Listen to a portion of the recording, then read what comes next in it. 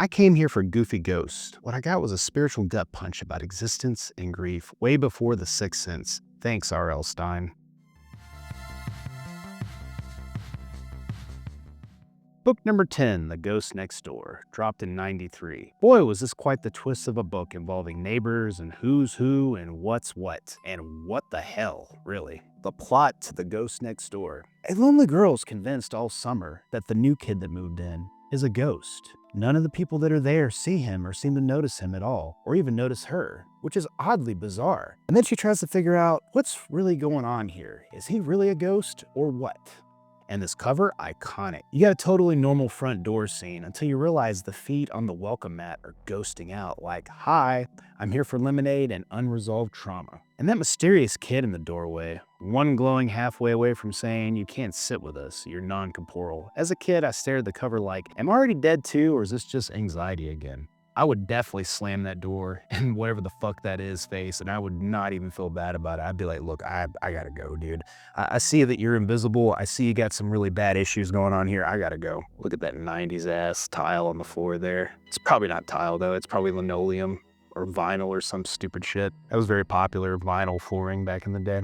That welcome mat looks so weird. It's like really long, really short. God, dude.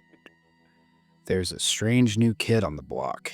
90s reference there. I would definitely be shitting my pants if I opened the door and saw something like that. Yeah, it kind of reminds me of Casper a little bit. Except for Casper had that thing coming out of his ass instead of having feet.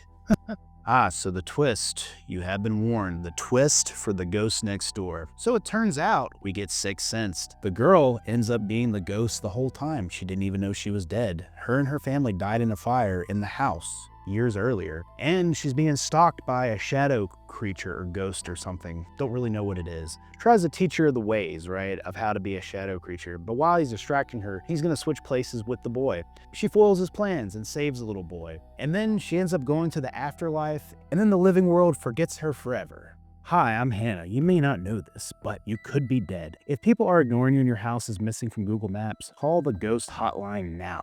1-800-I'm-dead. You know, I wonder if Hannah goes on dates. Probably not. She wouldn't be dating other ghosts, but hell, she didn't even know she was a ghost. She got Sixth Sensed. Get your heart out, M. Night Shyamalan.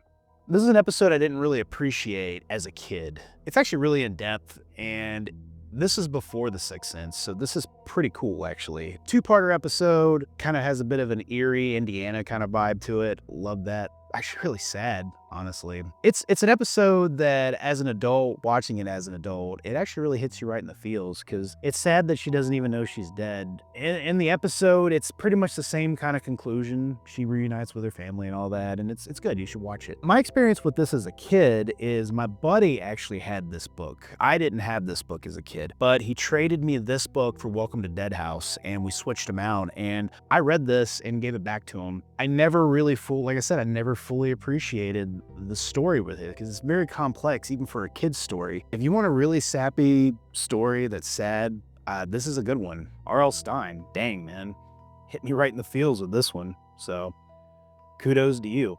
Well, thanks for watching, and remember, if no one's texted you back in a while, maybe you're not being ghosted, maybe you're just a ghost. The ghost next door, because death is confusing and so are neighbors. In the next one, we celebrate Halloween and a haunted mask that becomes your face. That's right, you wear that face for life.